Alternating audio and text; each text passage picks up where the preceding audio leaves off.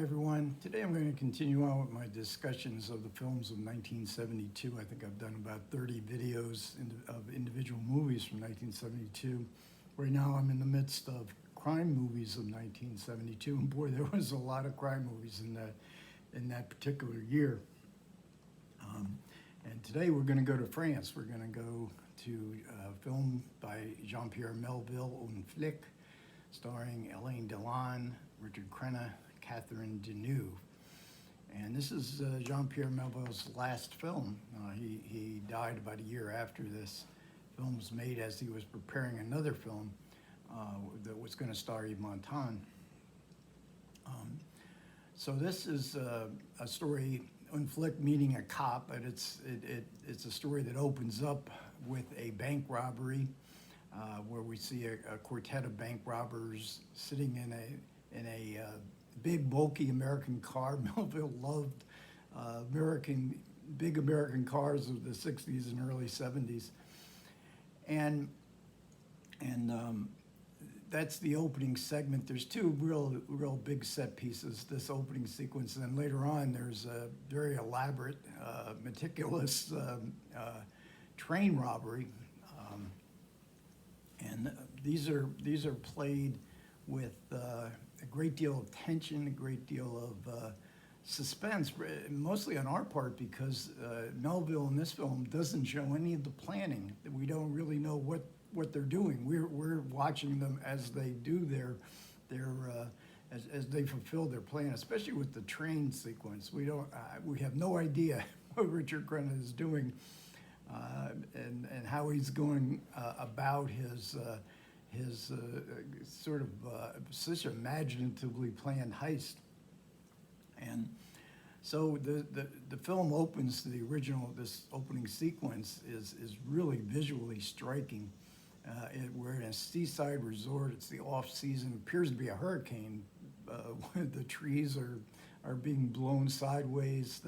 We see there's a big rainstorm, and we see these giant hotels, resort hotels, and they're all boarded up. This is off season, but also to protect against the elements of the damage that could be caused by this great windstorm. So it's a very strange, there's a mist in the air. In the beginning, we're not really even sure what are these men doing in this car, but if you know Jean-Pierre Melville, you figure there's some crime going to be committed. And then we see Alain Delon, and he is playing the FLIC, the cop, as the translation would be. But he's a commissaire, and he doesn't spend time in his office. He roams the street with his assistant, and they respond to calls as if he's a regular street policeman, a patrol officer. So the movie goes back and forth between them. They have a connection. Crenna, the criminal, and Delon, the cop. And Delon had his choice. He had already made two films with Melville as the criminal. He chose to play the cop in this one. But there's a connection. There's usually connections between the criminal and the cop in Melville's films anyways. But here we have a very direct connection. They know each other. But the connection is they share the shared girlfriend with Catherine Deneuve, the icy blonde. In 1972, Catherine Deneuve was a huge international star. She was at the height of her fame, and this is a very small role, but it's effective, especially in her scenes with Alain Delon, because there's not that much of it. I wish there had been more, but they do it one specifically shared scene. And I think I mentioned in other videos that Alain Delon may have been the most beautiful actor in the world in 1972. But Catherine Deneuve is right in his league for sure. So you have this icy blonde and this Alain Delon Melvillian character, also icy, but with just enormous movie star charisma. They don't have to even do anything. All they have to do is be photographed. And this is a very artificial world. This is not realism by any stretch of the imagination. it's a very ritualistic version of American crime movies. Melville was obsessed with American crime movies, gangster movies, American culture in general, the cars. His name, Melville, he took from Herman Melville, the author of Moby Dick. There's very little dialogue in his movies, especially these later films.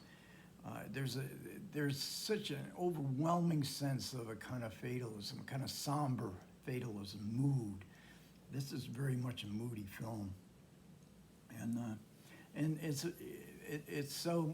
centered on in its silences of men looking at each other, sizing each other up. What are we going to do? What are we about to do? Delon and Crenna as well. And in one of the supplements, and there's terrific supplements on this Kino edition, and I'll get to that. But they bring in this documentary where we hear from Asian film directors and critics specializing in Asian cinema, because the documentary is all about the connection between Melville and Asian cinema, his influence on Asian cinema. In fact, one of the interviewees is Troy Huck, and he had worked with John Woo, but he said the early John Woo films, Woo would tell him, Melville, he's one of my gods, and you see it in the formal design of it, the male-centric kind of ritualistic action, and also the tight frame, and what was the Asian influence on Melville? Some of the directors say that like Ozu was his ritualistic depiction of everyday life, the salaryman, and we see them going through all the motions of their life, so it's like I say, it's an artificial world, and so he's not. Melville is heavily influenced by American movies, but they don't look like American crime movies. He's taking scenes and situations and then sort of fetishizing them in a way. And the artifice extends in the train sequences. We see models, and they're obvious models of a train and a helicopter hovering over the train. And we do see the helicopter itself in a couple scenes, but they're so obvious, and so by today's standards in particular, a young modern audience today would probably laugh like crazy when they see this model train. But Melville didn't care about that. He figured, well, if you're watching my movies, I'm not making a realistic movie. Let's go to the casting here, especially of Richard Crenna, who obviously an American actor, mostly television, but a lot of movies too, Rambo movies. Melville wanted to penetrate the American market, and most international or European filmmakers, they wanted to put some American stars in their movies because maybe we'll have a hit over in the U.S. Now Crenna, it took me a while to get used to Crenna in a Melville movie, I gotta admit. And then I thought, geez, he's speaking French. So, so this is a French language movie on this Kino release. But I learned in the supplement, it didn't sound like his voice, but he was speaking French. Again, he was dubbed in later because he knew French, but it was pretty rough. Now, there was not a whole lot of dialogue here, but they did film an English language version of FLIC, because Alain Delon and Catherine Deneuve spoke, English very well. This infuriated Delon because he said this movie's never going to play in America, and I got to do this. I got to learn my lines in French, and I got to learn them in English.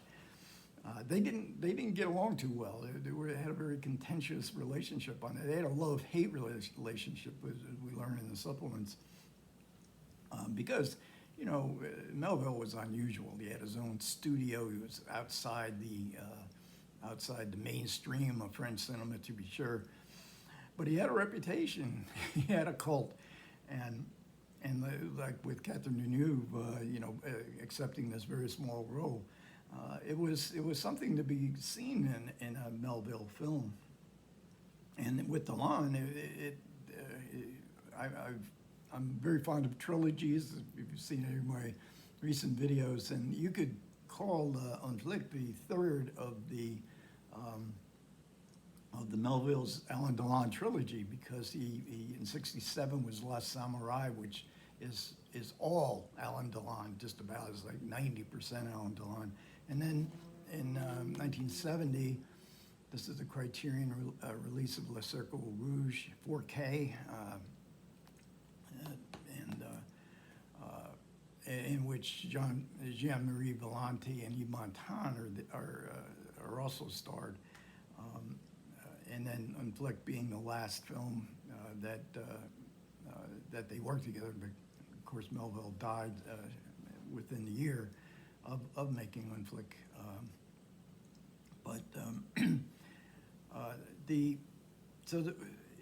And I have to mention Michael Conrad, who is the sergeant in Hill Street Blues. He's also in this film. He's like the getaway driver. He doesn't have too much dialogue, but he is actually, at least phonetically, speaking the words in French, but he doesn't have to really say too much. But he's another very striking image from American movies to this French film, and this very odd French film director. So we get a really good commentary by Sam Deegan, always excellent. She really loves FLIC and loves Melville, and she goes into great depth on some of the elements of the film. And especially, when I watched it the first time, I didn't notice, and it's always why I like to watch movies with the commentary, because she points out some of Melville's obsessions, and one of them is with telephones. This is the old telephone, where you had to dial, or I think they might have had push buttons then too. But they're all elaborate telephones. I mean, they're really striking when you watch them the second time, and you really increase your appreciation of the Melville and obsessions that he places into his movies. They're one of a kind. They really are. And I mentioned the Japanese, or the documentary it's called In the Mood for Melville. It's 58 minutes. We see directors from Hong Kong, from Taiwan, from Japan, from South Korea, paying homage to Melville and the influence that on them personally, and they think on the crime movies that developed in the subsequent decades after Melville. One more supplement's really good, and this is interviews with Jean Gabin's daughter, who gets her first movie job working for Melville, and she quite candidly admits he only hired me because I was Jean Gabin's daughter. And Melville always wanted to make a movie with him, but she said her father thought Melville was a lunatic. He wasn't going to work with him. But she talks so much about the Melville's oddities. For instance, on the set, she had long hair, typical of the early 70s, and Melville didn't like her hair. So after filming began, he had her wear this red wig. And she went along with it. She thought it was very humorous. She was in awe of Melville. He was such a peculiar and a singular kind of person. And interspersed with the interview with her is Alain Delon's brother, who was he was the assistant director to Melville. And Melville, they both admit, Melville loved to hire the children of famous French movie stars, and in fact, there two of the children of Jacques Tati you also see them in the credits. And Alain Delon's brother does further describes the tension and the love-hate kind of relationship that Delon and Melville had, because everybody had to do it his way. He was involved in aspect of the movie. But Delon knew that even though he Melville irritated him, Delon knew that, you know, he was a perfect director for him because Delon doesn't have to do much, you know, but his charisma and his kind of, I don't know, his beauty is so captured so well. It's so mysterious. So he was a perfect director for him. And if you've never seen a Melville film, I don't think FLIC would be the one to start with. I think for sure I would recommend Circle Rouge as being the film. This is Melville's previous film. It was a big hit. It was a critical success, a big commercial success, at least in France. Melville had very little luck in the U.S. Dirty Money, which is the English language title for FLIC. It played in the U.S., but I didn't see it in 1972. I have seen it several times since, but again, this is a really excellent Kino release with some really terrific supplements on it. Okay, thanks a lot for everybody who managed to listen. I do appreciate it. Comments are welcome. Take care.